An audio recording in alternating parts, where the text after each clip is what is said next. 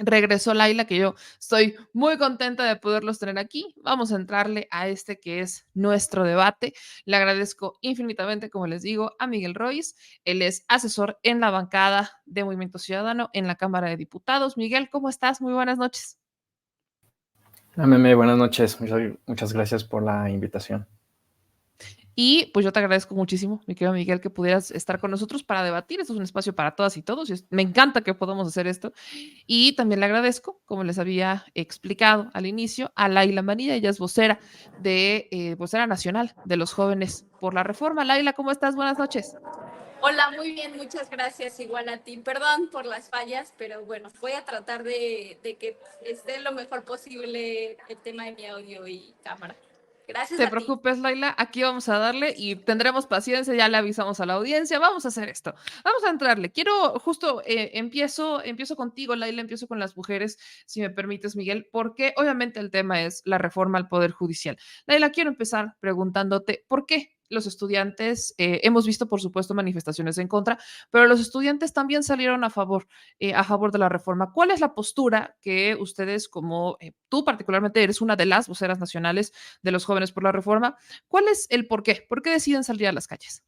Bueno, primero porque estamos bastante conscientes y convencidos de que nuestro sistema actual, el Poder Judicial, hace que la justicia no llegue a todas y todos, ¿no? O sea, que el acceso a la justicia sea una cuestión de tener la posibilidad de pagarla y bueno, creemos que es hora de cambiarlo.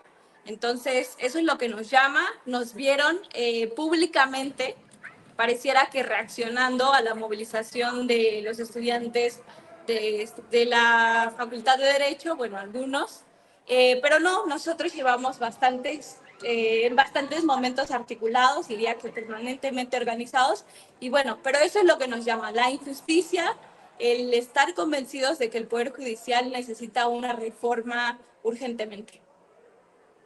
Ahora, Miguel, del lado del Movimiento Ciudadano y de la bancada naranja, de varios diputados, legisladores, incluso hasta senadores, he escuchado mucho el reforma sí, pero no así. ¿Cuál es la postura que tú tienes, Miguel, que tienen en la bancada? ¿Es necesaria una reforma desde su postura? ¿Cuál es originalmente la idea? Claro, no tenemos ninguna duda de que es necesaria, muy necesaria, una reforma integral a todo el sistema de justicia, no solo a cómo se eligen los jueces, que es el gran tema en esta reforma, sino desde el inicio de la comisión de un delito o el origen del elemento que va a tratarse en un juicio. Todos esos pasos tienen que ser objeto de análisis y propuestas y en una eventual reforma. El problema de la reforma actual es que no ataca los errores o las deficiencias estructurales de nuestro sistema de justicia. Y yo estoy de acuerdo con Laila cuando menciona que la justicia no es pronta, que hay personas que no acceden a la justicia, que no pueden acceder porque no tienen los recursos para pagar un buen abogado, etcétera. Estamos totalmente de acuerdo, pero tristemente la reforma no responde a ninguna de esas necesidades que Laila comentó. Por eso nosotros creemos que reforma sí, por supuesto, pero no en nuestros términos. Hay que hacerla bien, hay que hacerla bien, hay que atender todas las facetas del proceso judicial, que no solo involucra al Poder Judicial, cabe resaltar, sino también al Poder Ejecutivo, y hacerlo bien, porque solo así vamos a poder garantizar el acceso a la justicia para las personas que más lo necesitan, que en la mayoría de los casos son las personas que menos tienen. Laila, ¿qué dices a esto? Porque, vaya, creo que estamos todos conscientes en que esta, y al menos quiero pensar que todos estamos conscientes que esta es una de muchas reformas, porque por supuesto no se soluciona el problema de impartición y de procuración de justicia. Creo que necesitamos sentarnos justamente a diseñar una. Pero, Efectivamente.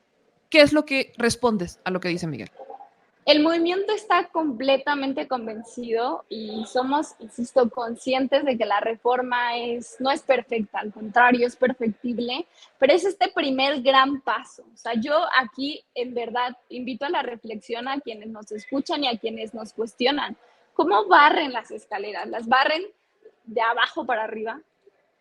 ¿no? O sea, un primer paso es empezar de arriba y además nosotros en distintos momentos en los que hemos estado debatiendo y compartiendo ideas con compañeros que creen que la reforma tiene bastantes cosas que mejorar, les decimos que estamos comprometidos en estar en los distintos procesos en los que si la reforma se aprueba, se implemente y además ese otro momento en el que se discutan las otras reformas necesarias, ¿no? O sea, mi respuesta es contundente y en el movimiento lo hemos platicado. Esta reforma no es perfecta, es perfectible, sí, y así como esta creemos que tiene que haber otras reformas al Poder Judicial, pero la más importante de las apuestas de esta reforma es democratizar el Poder Judicial y nosotros creemos que esa es una apuesta muy valiosa, como porque tendríamos derecho a elegir y la oportunidad de elegir la capacidad de elegir a los otros poderes de la Unión y no a este, ¿no? Entonces,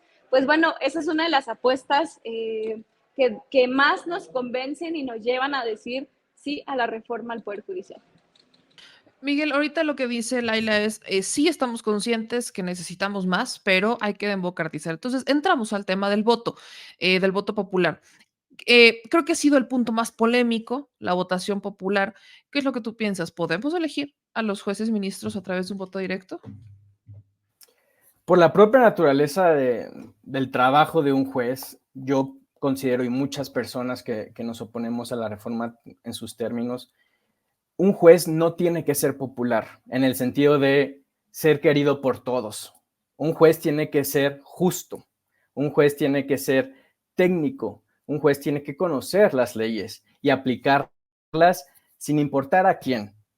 Entonces, si nosotros sometemos la lógica o damos el incentivo a las personas juzgadoras de ser populares, de ganarse el voto de la gente, si lo sometemos a una lógica de campaña, estamos creando incentivos perversos dentro del propio sistema, incentivos que van a favorecer al grupo contrario que pretende, según la narrativa oficial, favorecer esta reforma. Si les damos la oportunidad o la lógica o los incentivos a los jueces de ser votados o entrar en una campaña, no van a ser las personas pobres las que van a financiar las campañas de estos jueces, no van a ser las personas pobres las que van a poner los espacios para los eventos de estos jueces, los que van a hacer las cenas para los donadores de estos jueces. No, van a ser los poderosos, van a ser los que sí tienen dinero. ¿Y ustedes qué creen? O sea, por puro incentivo y puro raciocinio, una vez que llegan a su puesto de juzgador, estos jueces van a fallar a favor de las personas que durante la campaña le dieron las facilidades materiales para llegar al lugar en donde están. Están creando incentivos perversos que van a tener los resultados contrarios a los que ellos aseguran que buscan. Entonces, para mí, la lógica de someterlos a una elección popular tergiversa y abarata el acceso a la justicia.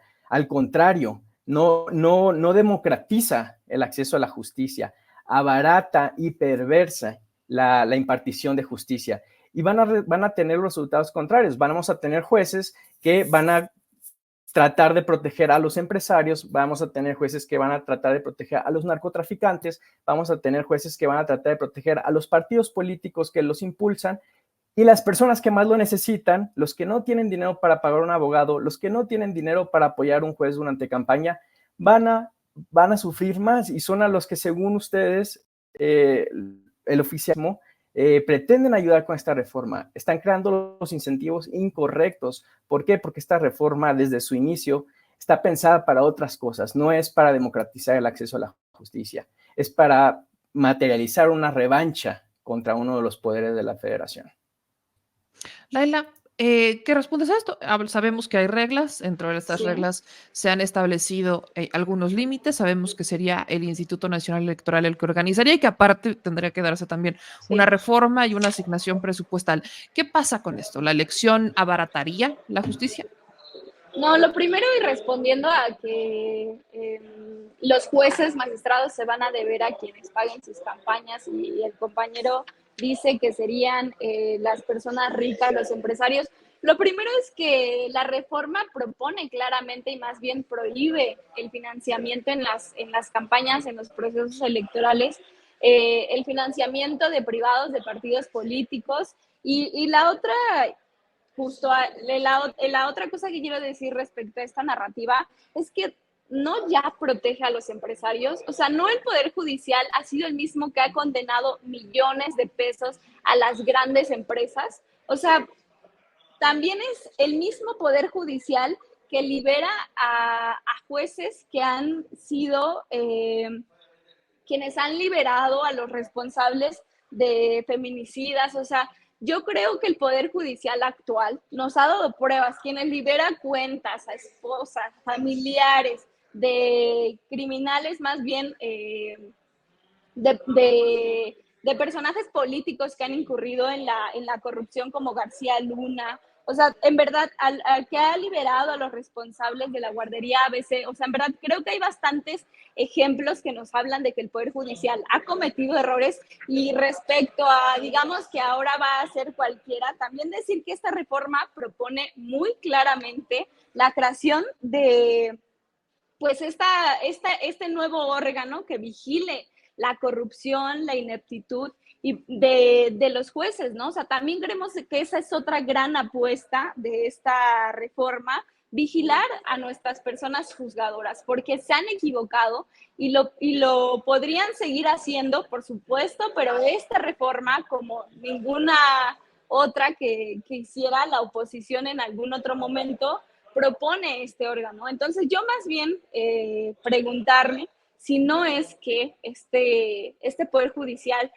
ya hace lo que dice el compañero que haría si las personas votan a los jueces y magistrados, ¿no? O sea, creo que ahí hay una primera mentira. Y la otra también, en verdad, yo creo, y recurriendo a lo que decía, retomando lo que decía al principio, que estamos listas y listos los mexicanos y tenemos la capacidad de elegir a nuestras personas juzgadoras y además esto al mismo tiempo implicaría que estas personas se deban a las personas que les votan, al pueblo, y bueno, tendrían una responsabilidad. Al mismo tiempo, inevitablemente, habría un proceso de concientización y politización respecto al Poder Judicial, que ahora hace cosas muy en lo obscurito, que hace muchas cosas sin que se les juzgue, y bueno, yo eso respondo, en verdad, preguntar si eso no es lo que ya pasa, ¿no? Y en qué momento, otra pregunta, ustedes propusieron algo para que se reformara el Poder Judicial, ¿no? Yo no creo que hayan tenido intenciones de reformar el Poder Judicial, ni que lo tengan. Esta narrativa de sí reforma el Poder Judicial, pero no así, en verdad creo que es falsa. Han tenido oportunidades, tuvieron oportunidades para reformar al Poder Judicial y no lo hicieron porque simplemente no quisieron. Miguel, dice Laila, tuvieron oportunidades para reformar el Poder Judicial y no quisieron. ¿Hay alguna propuesta de Movimiento Ciudadano que se haya dado antes en materia de justicia o incluso que ustedes hayan puesto sobre la mesa de manera legislativa o que no haya llegado, vayamos un poco más atrás, que no haya siquiera llegado al Poder Legislativo, pero que al menos se hayan planteado dentro del grupo, dentro de sus mesas, entre los legisladores, algo? Claro que sí, Yamel. Antes de responder tu pregunta, sí la voy a responder, pero solo para no perder el hilo con Laila. Claro que hay jueces corruptos, Laila. Estoy totalmente de acuerdo contigo, pero no son todos y no son la gran mayoría. Son un puñado, como en todos los casos. Así como hay corruptos en todos los partidos políticos, hay corruptos en Morena, hay corruptos en el PRI, etcétera. No podemos generalizar. Y como estudiantes entendemos eso, que no podemos generalizar. Las generalizaciones son peligrosas. Y sí, tienes razón. Hay candados para el financiamiento, etcétera. Sabemos cómo funcionan este tipo de lógicas, pero hay otro candado que sí me permite afirmar que los jueces, o al menos los candidatos que van a estar en las boletas, le van a deber favores políticos. ¿Por qué? Porque no son las personas comunes y corrientes los que vamos a elegir quiénes son los candidatos. La reforma establece que son ciertas instituciones y órganos que por casualidad están dominados por Morena. Entonces, la propia preselección ya está viciada. Entonces, ahora, respondiendo a tu pregunta, MC ya presentó un proyecto de reforma al sistema judicial en México. más encaminado, digamos, a un enfoque no punitivista. Por ejemplo, en esta reforma se abarcaba previsiones para ya no tener cárceles con miles de personas inocentes, sobre todo en el tema de prisión preventiva. Un enfoque especial en fortalecimiento de las policías locales y estatales, que para nosotros es un tema fundamental. Facilidades para presentar denuncias, porque los policías ahora, sabemos cómo está ahorita el sistema, los policías no pueden levantar denuncias, no pueden ellos levantar denuncias. La persona, la víctima, tiene que ir al Ministerio Público a un trámite engorroso. Los que hemos tenido la oportunidad, por desgracia, de tener que presentar una denuncia, sabemos cómo es este proceso. MC ya presentó una reforma al respecto. Por cuestiones políticas dentro de las cámaras, o no las tramitan, las ignoran, etcétera, pero es algo que nosotros hemos hecho desde ya hace años.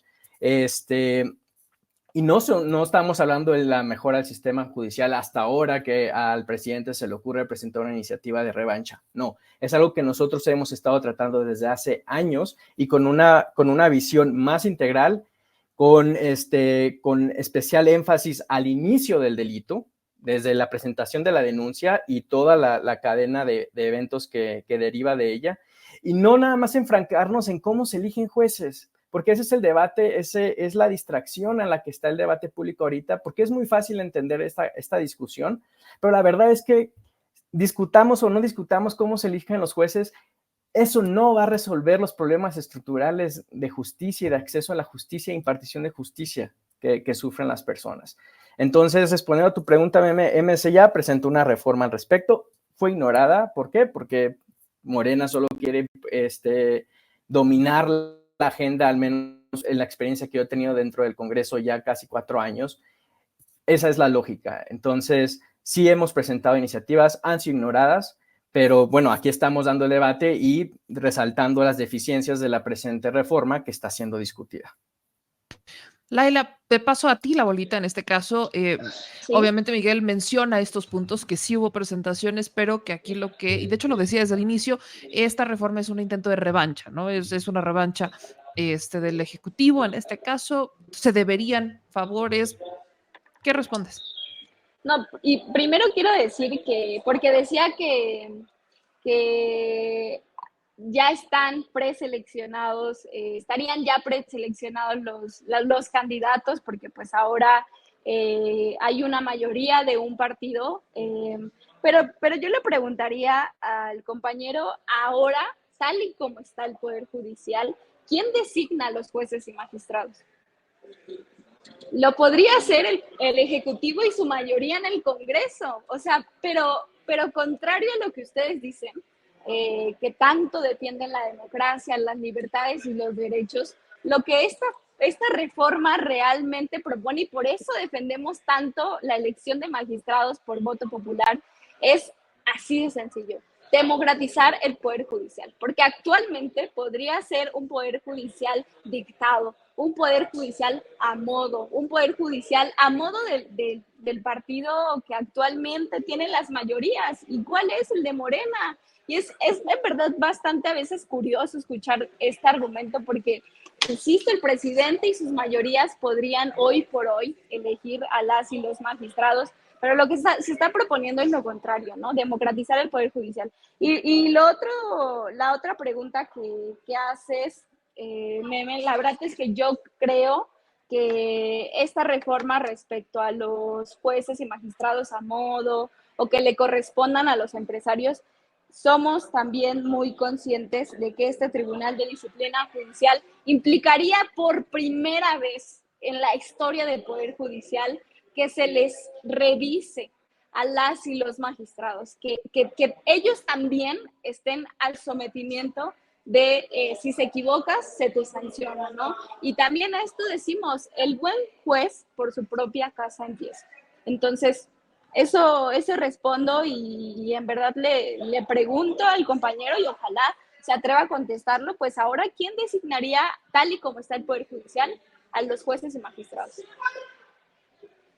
Miguel, en este momento quiero añadido esa pregunta que hace Laila de yo creo que es muy sencillo, al menos desde mi perspectiva, ahora sí hago esta pausa para yo opinar, creo que sería muy sencillo para Morena, con la presidencia y con la mayoría que tiene calificada, bueno, no calificada, con la mayoría que tiene en el Senado, de poner a cualquier ministro, aunque es mucho más lento porque es conforme van terminando los periodos de cada uno de ellos.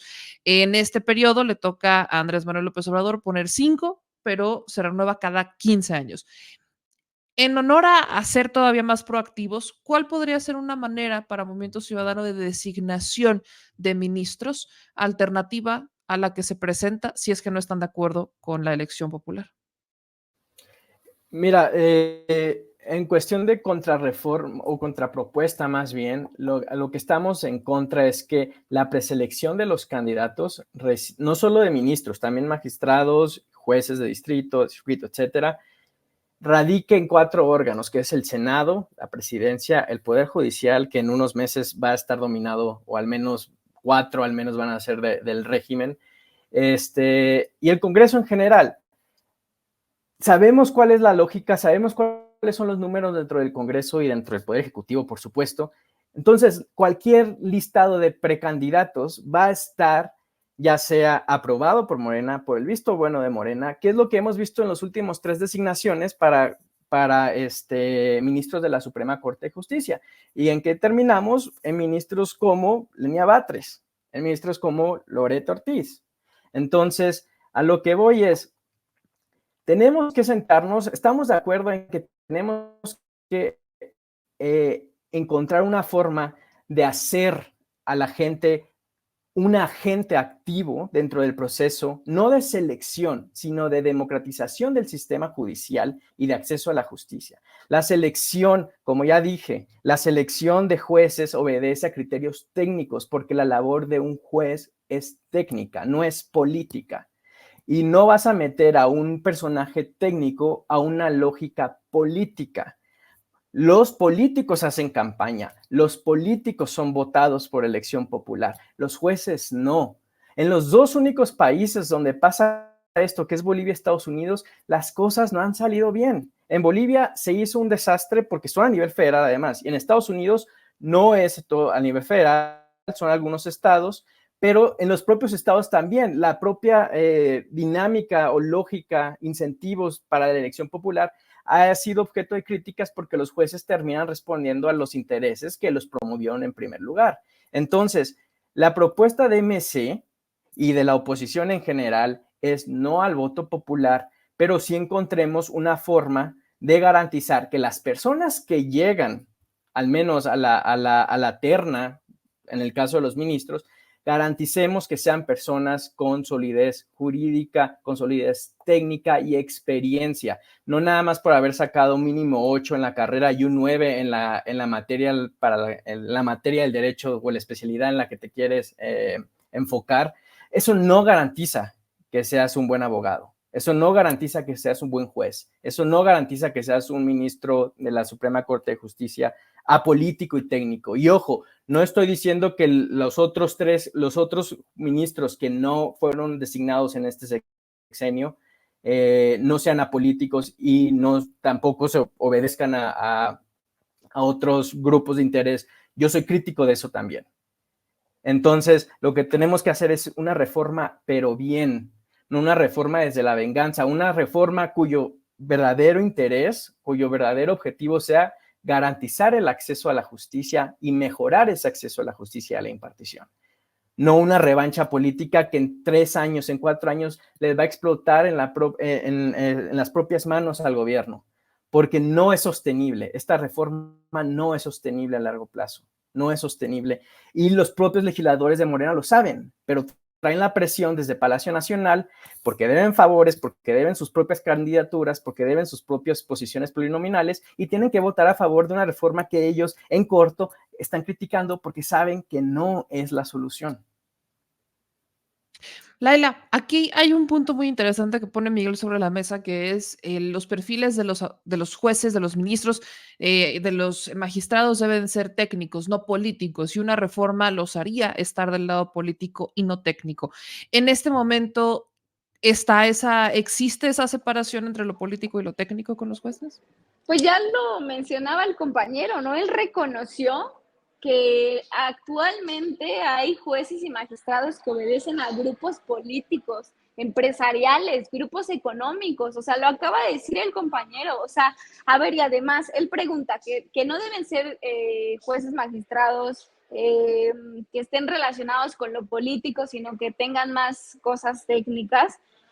Actualmente, ¿cuáles son esos criterios técnicos que tienen las jueces y los magistrados? O sea, también lo pregunto porque, insisto, esta reforma, contrario a lo que pasa hoy, sí propone un promedio de 8, sí propone en los posgrados un promedio de 9, también propone que no haya ostentado un cargo público, político, que tengas una carrera judicial de al menos 5 años, o sea, esta experiencia de al menos 5 años.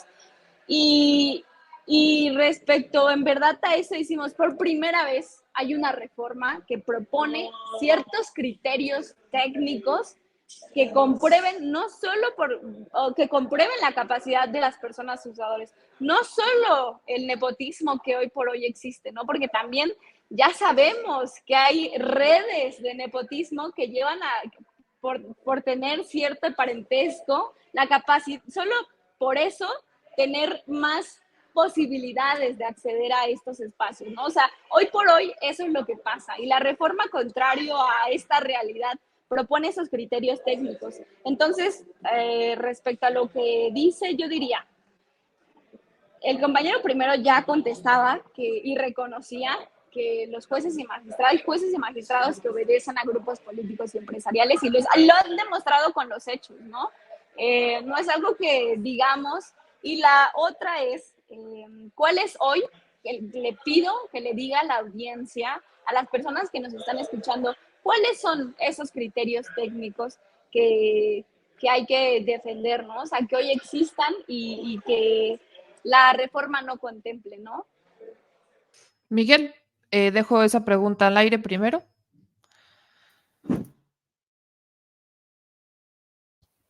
No sé si vas a decir algo, Meme. No, Salió tu aquí ya se me... cámara. Sí, se cortó rápido, no. Justamente, ¿cuáles son esos criterios? Lo que dice Laila, ¿cuáles son esos criterios técnicos? Y yo añadiría incluso, ¿qué es lo que estamos buscando en los jueces? Porque creo que todos en este punto coincidimos en que hay nepotismo, todos en este punto coincidimos en que el Poder Judicial ha sido secuestrado de alguna u otra manera por los propios jueces. No voy a decir que todos, creo que las generalizaciones no son buenas, pero muchos que meten a toda su familia, ¿no? Tenemos jueces que tienen hasta 65 integrantes de su familia trabajando ahí, y en dónde quedan los jóvenes estudiantes que están interesados en trabajar en el Poder Judicial, y en dónde quedan los perfiles capaces. Bueno, ni siquiera pueden entrar, al menos no sé si todos, pero algunos hemos tenido algún amigo que quiso entrar al Poder Judicial y que no pudo porque el lugar estaba reservado para algún familiar. Entonces, si reconocemos que ese problema existe, ¿cuál debería de ser el perfil? Además de lo que te pregunta Laila, ¿cuál es el perfil de jueces, ministros y magistrados que estamos buscando y cómo podríamos asentarlo para que sí se cumpla?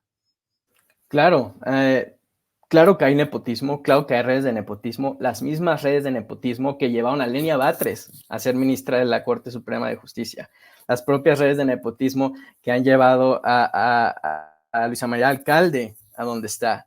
Son redes de nepotismos que en Morena están más que claras, y no estoy diciendo que los otros partidos no las tengan, ni que en el Poder Judicial actualmente existan. Claro que existen.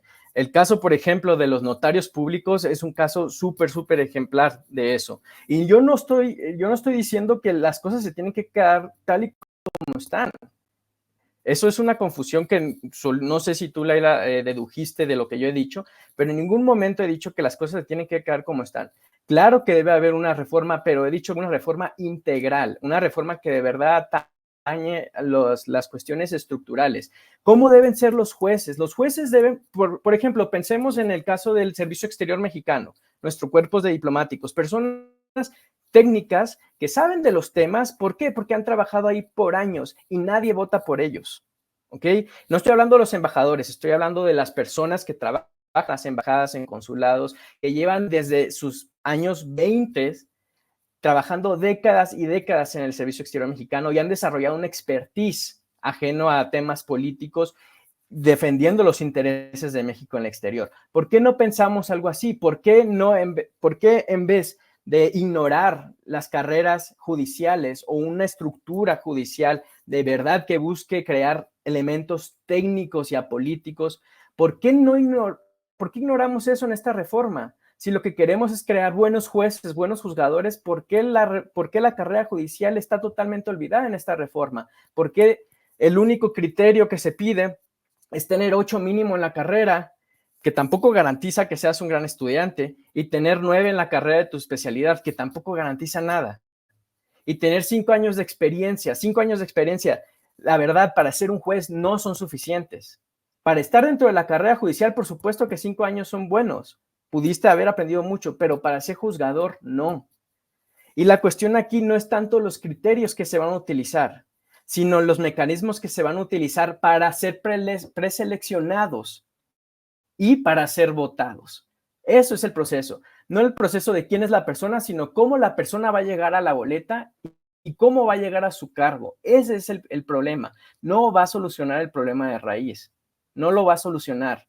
Entonces, mejor, en vez de estarnos peleando si tenemos que votarlos o no, que ya sabemos que no va a ser la solución votarlos, va a seguir igual o peor la impartición de justicia, mejor enfoquémonos a realizar un verdadero estudio de cómo fortalecer la carrera judicial y cómo garantizar para que las personas que ingresan a la carrera judicial a una temprana edad logren ser personas solventemente técnicamente solventes, que si una vez llegan a ser ministros de la corte, o jueces o lo que sea, magistrados, tengamos la garantía de que van a ser personas con criterios técnicos y no con criterios políticos, que personas que al momento de dar una sentencia no se acuerde quién votó por ella, sino se acuerde de su experiencia durante la carrera judicial y los criterios que ha ido formando a lo largo de ella, criterios técnicos. Yo desconozco, Laila, si tú eres abogada, si eres politóloga, internacionalista, desconozco,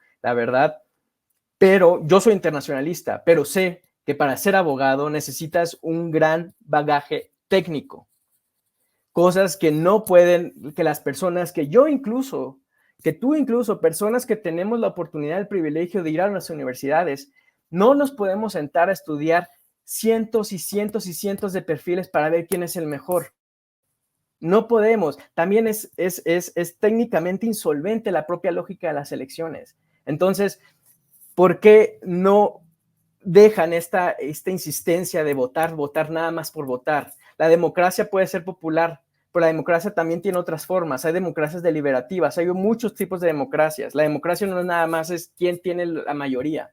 Hay muchas otras formas de democracia de las que Morena se ha beneficiado cuando fue minoría. Entonces, ¿por qué no nos sentamos a la mesa las diferentes fuerzas políticas que de verdad queremos reformar esto y no dejarlo como está? Y de verdad creamos los criterios para hacer una carrera judicial sólida que garantice tener juzgadores técnicamente sólidos. ¿Por qué no eso y por qué no dejamos el aferrarnos a elegirlos y votarlos cuando ni siquiera ustedes saben cómo se va a votar? Está la reforma ahí, pero al momento de ir a la casilla, el INE no va a saber cómo hacer esas elecciones. ¿Por qué? Porque por los propios números, el tamaño, la magnitud de las elecciones, va a ser una tarea de dimensiones muy, muy grandes que van a ser muy difíciles en la práctica de llevar a cabo. Y ustedes solos les estamos ahorrando también llevarse un ridículo en unas elecciones que no se van a saber hacer porque el propio número y la magnitud que pretenden abarcar es inviable. Ahora sí te paso, Laila, la palabra. Perdón, Miguel, por haber hecho esa interrupción, pero justo ahí, Laila, falta la parte más meticulosa, que es cómo el INE va a organizar todo el proceso, aunque ya se explica parte en la reforma. También queda pendiente una reforma electoral, que es la que modificaría por completo el sistema del Instituto Nacional Electoral, que respondes a lo que acaba de decir Miguel, y después quiero irme a una segunda fase de la reforma para poder intentar abarcar las partes más polémicas de esta. Lo primero es que yo creo que es muy lamentable que el compañero asesor de la bancada de MC diga que nos sentemos quienes quieren reformar el Poder Judicial, cuando, insisto, estoy convencida de que jamás ha sido su intención reformarlo, porque no hay propuestas, no ha habido. Y la otra es, primero me decía, ¿cuáles son los criterios técnicos? Yo le respondí y además le pregunté, ¿cuáles son los actuales, no? Para empezar la discusión, para hacer ese balance, a ver si como estamos actualmente es mejor o como la reforma, ¿no? Porque hoy por hoy sí hay una propuesta, la hace efectivamente el Ejecutivo y sus mayorías, lo que sea, pero sí hay hoy por hoy una propuesta. Entonces, ¿cuál de estas dos opciones que tenemos conviene? Entonces, eso. También después me decía, no son los criterios técnicos, son los criterios de preselección. También ahí yo digo, ¿quién hoy por hoy, con su mayoría, podría elegir autoritariamente, si quieren decirlo así, a los jueces y magistrados? El presidente y su mayoría. Entonces, esta reforma, si busca democratizar el Poder Judicial, y también escuchaba como de que no estamos listos y que no significa como un avance que las personas voten a sus jueces y magistrados. A esto decimos contundentemente que no estamos de acuerdo. Sí creemos que tenemos la capacidad, además el derecho de elegir a nuestras personas juzgadoras, ¿no? Entonces, a esto simple y sencillamente le respondo que sí, a diferencia de la derecha y de la oposición, pues nosotros sí creemos en la democracia, en las libertades y los derechos.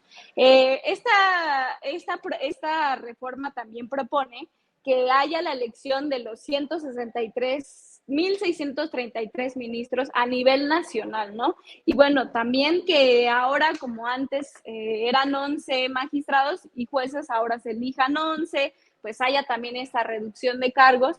Lo que además esta propuesta también hace, es decir, va a haber estas 10 propuestas del Ejecutivo, 10 se van a seleccionar de las y los candidatos a 10 propuestas, el Senado, la Cámara de Diputados, el Ejecutivo, y después van a una insaculación. O sea, no vamos a tener que elegir entre 2,000 candidatos, ¿no? Eso también es una fuerte mentira, entonces a eso yo respondo e insisto en que llaman al debate, llaman a hablar, a dialogar. También ese proceso lo hubo, el Ejecutivo le propuso al Poder Judicial, hagan su apuesta, ¿no? O sea, díganos entonces cómo reformamos el Poder Judicial, si están convencidos de que se tiene que reformar, porque yo ahí, otra vez, y no me canso de decirlo, no quieren reformar el Poder Judicial, así de sencillo, ¿no? Entonces, bueno, no hubo tal propuesta. Hubo estos foros donde esta reforma al Poder Judicial tuvo cientos de modificaciones, ¿no? Entonces, el diálogo existió, lo hay. También por eso estamos sentados aquí, ¿no? Porque creemos en que es importante escuchar, pues, no sé, las opiniones que hay, pero los momentos legales los hubo, ¿no? O sea, hubo los momentos para que las bancadas de los distintos partidos aportaran a la reforma al Poder Judicial si estuvieran convencidos de que es importante una reforma al Poder Judicial, pero como ya lo dije y no me voy a cansar de decirlo, simple y sencillamente no quieren reformar este Poder Judicial. Ahí entro justo con esta otra parte de la reforma que creo, sin temor a equivocarme, que estamos más de acuerdo que en el tema de la votación, que es el Consejo de la Judicatura. Ahorita me compartía Miguel Royce justo una propuesta que sí hizo Movimiento Ciudadano en 2023. Aquí la voy a poner en pantalla. Es una iniciativa que presentaron en el 2023, que la presenta el diputado Braulio López, que lo primero que leo es separar al Consejo de la Judicatura Federal de la Suprema Corte de la Justicia de la Nación, y se propone, la propuesta que hicieron ellos en 2023 se propone que la presidencia de dicho consejo no recaiga en la presidencia de la Suprema Corte de Justicia de la Nación para liberarla de la responsabilidad administrativa que implica el Consejo de la Judicatura Federal. Miguel, ayúdame en esta parte, porque obviamente esta reforma, la que se plantea, que se aprobó en la Cámara de Diputados y estaremos a espera de la discusión en el Senado esta semana, plantea también separarlo, que no recaiga el Consejo de la Judicatura en la Suprema Corte, pero además propone eliminar el Consejo y crear dos organismos que sean organismos internos que toquen temas distintos, administrativos y ya relacionados con ética y demás. Entonces, ¿cuál es? Y te lo pregunto, basándome en esta que presenta Movimiento Ciudadano 2023, ¿hay algo que se rescatara o en la que ustedes pudieran estar de acuerdo con la reforma que se está votando en este momento? En esa parte, la mayor crítica que le damos a esta institución que va a supervisar la disciplina judicial es que a como está planteada, pareciera más bien que se está creando, digamos, un órgano que va a estar viendo qué jueces toman decisiones incómodas para el gobierno y qué jueces toman decisiones afines al gobierno. Y a partir de ahí crear incentivos para que los jueces fallen en los casos que involucran al gobierno, fallen a favor de este. Esa es la crítica que hacemos en MC. Cuando en MC se sugirió, de hecho, la reforma judicial, mucho antes que el presidente, en octubre del 2023, fue para, por un lado, aliviar o, digamos, subsanar la carga administrativa que se deriva de que la cabeza de la Suprema Corte y la cabeza de la Judicatura sea la misma, la carga administrativa liberarla y que cada quien se encargue de lo suyo. Esa fue una propuesta que MC presentó en octubre por razones de economía jurídica, esa es una, pero también por razones de que los temas de la Corte se queden en la Corte y la presidencia de la Corte se encargue de ellos, pero que el poder de la Judicatura tenga sus otras lógicas, que no se ensucien de las dinámicas internas de la Corte, que es lo que estamos viendo ahorita lamentablemente. Pero lo que estamos viendo también en la reforma de Morena es que no necesariamente se está cumpliendo o se está garantizando que este nuevo cuerpo que se está creando esté ajeno de intereses políticos. Al contrario, la forma en la que está ingeniado esta institución o este órgano es precisamente para crear incentivos disciplinarios para los jueces que por X o Y razón fallen o tomen decisiones que al régimen no le gusten, como ha pasado en los últimos meses, que por razones muy obvias muchas leyes las han tumbado en la Suprema Corte de Justicia porque no las hacen bien, porque no respetan los procesos legislativos, porque son fundamentalmente contrarios a la Constitución, etcétera. Pero este órgano más bien se está creando, nosotros lo vemos así, como una suerte de inquisición dentro del propio Poder Judicial. Le ponen el nombre de disciplina, eufemismos, pero lo que se está haciendo es crear un órgano que genere incentivos para que todos los jueces que traten temas del gobierno fallen a favor del gobierno, porque si no va a haber una consecuencia para el trabajo de este juez, ¿no? Desde la expulsión del propio Poder Judicial. Entonces, no crea los incentivos correctos para garantizar que los jueces se comporten de la manera en la que todos esperaríamos que se comporten, sino para garantizar que los jueces se alineen al gobierno en los casos que le interesen al gobierno. Eso es lo que hace esto y esa es la crítica que tenemos a esta segunda parte de la reforma. Laila, ahora te paso la bolita a ti. En esta segunda parte de la reforma, ahí están las diferencias que podría tener Movimiento Ciudadano, que ha hecho ya propuestas similares en el pasado para tocar particularmente este tema tan delicado que yo lo he mencionado en varias ocasiones. Creo que en el diagnóstico en el que más estamos de acuerdo todos, incluyendo a opositores del PRI, PAN, abogados y demás, que el Consejo de la Judicatura no debe de depender de la presidencia de la Suprema Corte porque hay incluso muchísimos trabajadores del Poder Judicial. La propia vocera de los trabajadores del Poder Judicial reconoce públicamente que hay procesos que han iniciado al interior y que no tienen ningún futuro cuando van al Consejo de la Judicatura porque pues ahí se estanca y no pasa absolutamente nada y ya ni siquiera ellos tienen esa justicia, llamémosle, para avanzar en sus propias quejas laborales. Sí, pues la verdad es que creo que es una coincidencia bastante clara, además, porque lo que les decía al principio, ¿no? Es ser juez y parte. Y además, en este momento, yo creo que otra crítica que yo más bien le haría a lo que comenta el compañero Miguel es que, como ya ahora lo demuestra, hay propuestas que coinciden con esta, ¿no? y tiene que ver con que las demandas a la reforma al Poder Judicial son de consenso, ¿no? A las y los mexicanos por décadas nos han pegado las malas decisiones de las y las personas usadoras, y que haya, digamos, esta separación, o más bien esta nueva forma de que haya esta independencia y que haya pues esta regulación de sus acciones, implica un cambio importante. Y yo creo que no solo este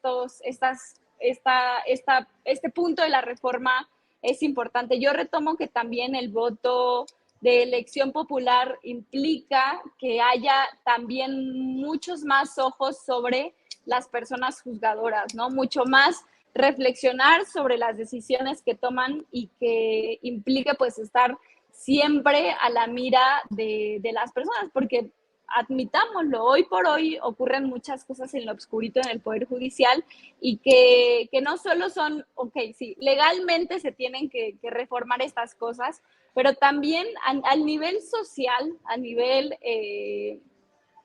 ciudadanía, tenemos que entender y ser parte del Poder Judicial, en el sentido de que nuestra voz, de que nuestra opinión también implique que ciertas personas estén en el Poder Judicial, porque yo no creo que sea coincidencia, además, que haya un partido actualmente que tenga una mayoría contundente en los congresos, y no podemos creer que tantos millones de personas elijan una postura política, un proyecto político, porque significa que hay a nivel general, a nivel democrático, las y los mexicanos eligieron que esa era la apuesta social, política, que más les ha convenido, ¿no? Que más les ha dado resultados.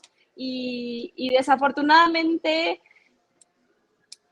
creo que el Poder Judicial y la oposición, en lugar de hacer propuestas serias y de sumarse a las propuestas en las que hay coincidencia, han decidido irse por el camino fácil de la crítica y la no acción y reconocimiento de lo que sí es importante, ¿no? Como pues la propuesta esta del Consejo de la Judicatura, perdón.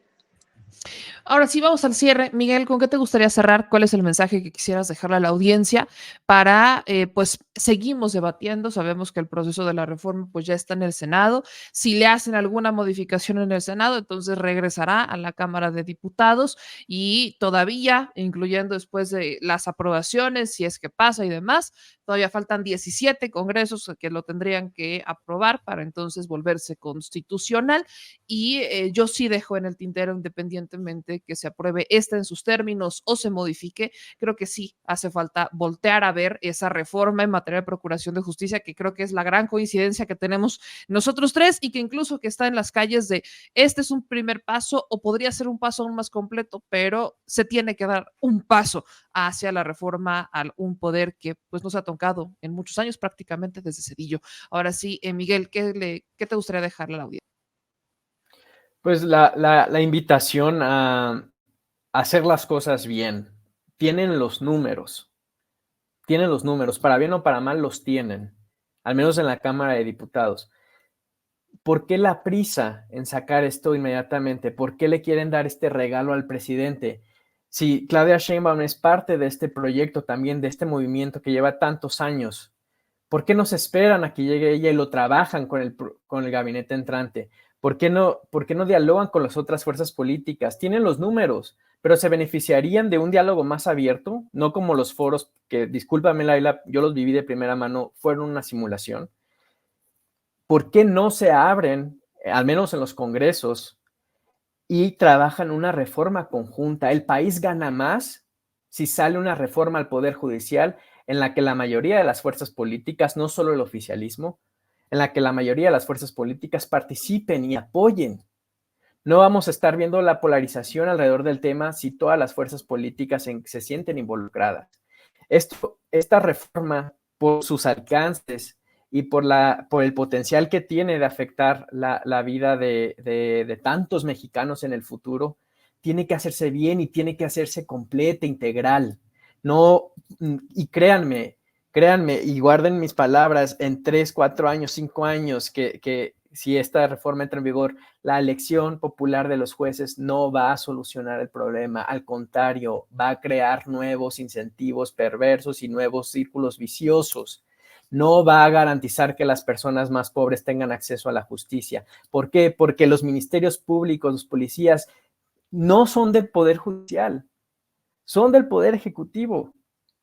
Y mientras ustedes no atiendan esas otras áreas, elijan o no elijan a los jueces, no va a cambiar nada, no va a cambiar absolutamente nada.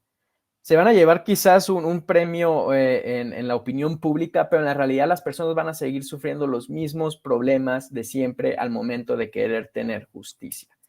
Y espero que ninguno de los que nos está viendo necesite la justicia en los próximos meses, en los próximos años, porque se va a enfrentar a las decisiones o a las consecuencias de estas decisiones que se hicieron al vapor, que no se hicieron pensando en el bien de México, sino que se hicieron pensando en demostrar que el presidente puede tener su revancha contra quienes le fueron incómodos en todo su sexenio. Entonces, como políticos, como ciudadanos, nos debe interesar hacer una reforma al Poder Judicial, sí, pero hacerla bien.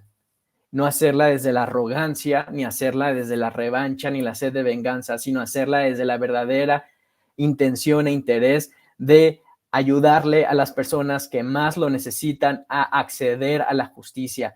1 de cada 100 delitos termina en un juicio. 1. Esto quiere decir que un juez de cada 100 casos en los que podría estar un juez se involucra. ¿Qué pasa con los otros 99? Si ustedes pretenden resolver el sistema de acceso e impartición de justicia con esta elección popular, ni siquiera ese un caso va a tener mejores condiciones, pero esos 99 van a tener peores condiciones porque están ignorando los verdaderos problemas estructurales. Ministerios públicos, fiscalías que de verdad investiguen y que tengan banda ancha y el personal y las capacidades para hacerlo. Mientras no hagan eso, elijan como quieran elegir a los jueces, las cosas no van a cambiar, al contrario, van a empeorar. Con eso cierro, Meme. Muchas gracias. Miguel, te agradezco muchísimo. Laila, ¿con qué cierras? Cierras tú este debate. Sí. Lo primero es que dicen hacer las cosas bien y a eso yo respondo. Más bien se trata de hacer las cosas, insisto. Han tenido tiempo para hacer sus propuestas, sí. También para en este proceso de las discusiones respecto a esta reforma, pues también participar en ellas y bueno, yo creo que no hay, digamos, tales, porque simplemente no hubo intenciones de reformar al Poder Judicial. Y la otra,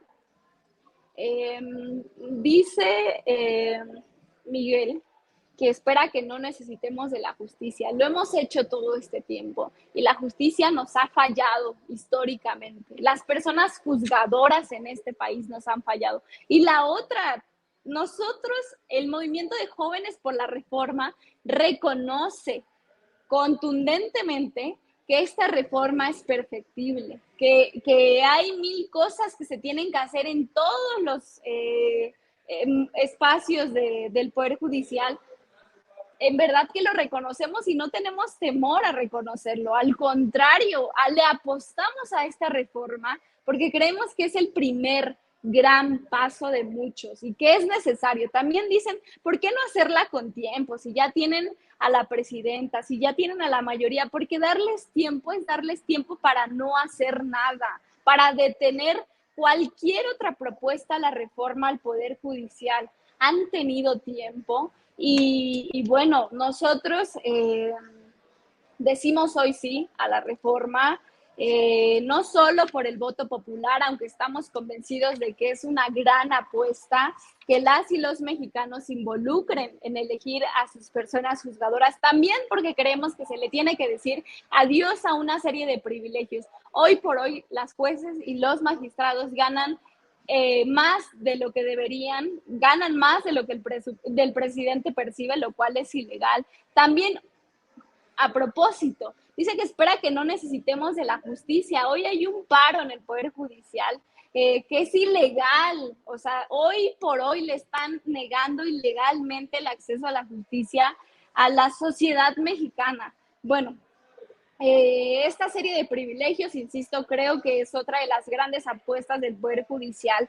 También lo que decíamos del Tribunal de Disciplina implica que por primera vez en la historia del Poder Judicial, las personas juzgadoras que otra vez nos han fallado históricamente, también sean juzgadas, también se les observe, porque se han equivocado y posiblemente lo sigan haciendo, pero por primera vez habrá un órgano que les vigile, que les castigue por corrupción, por nepotismo, por ineptitud.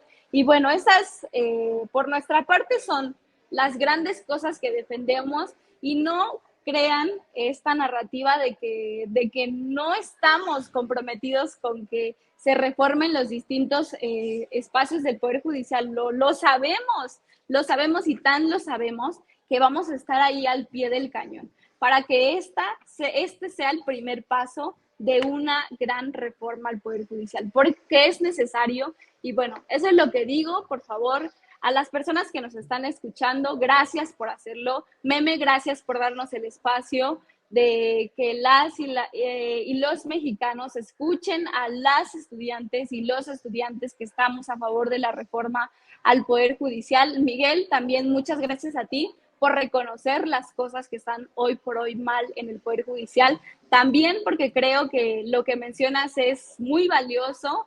Sin embargo, creo que han tenido las oportunidades y, sin embargo, simplemente no quieren reformar el Poder Judicial. Pues yo les agradezco a ambos. Miguel Royce, asesor en la Cámara de Diputados para la bancada del Movimiento Ciudadano, y a Laila Amarilla, yo te agradezco muchísimo, vocera nacional de los Jóvenes por la Reforma. Espero que sea la primera de muchas. Me gustó mucho este debate, ya saben, las puertas abiertas, siempre para el diálogo, siempre para el debate, siempre para que cada quien se genere su propia opinión teniendo distintos elementos. Insisto, muchísimas gracias. Gracias, nos vemos. Gracias, buenas noches. Un abrazo, nos estamos viendo.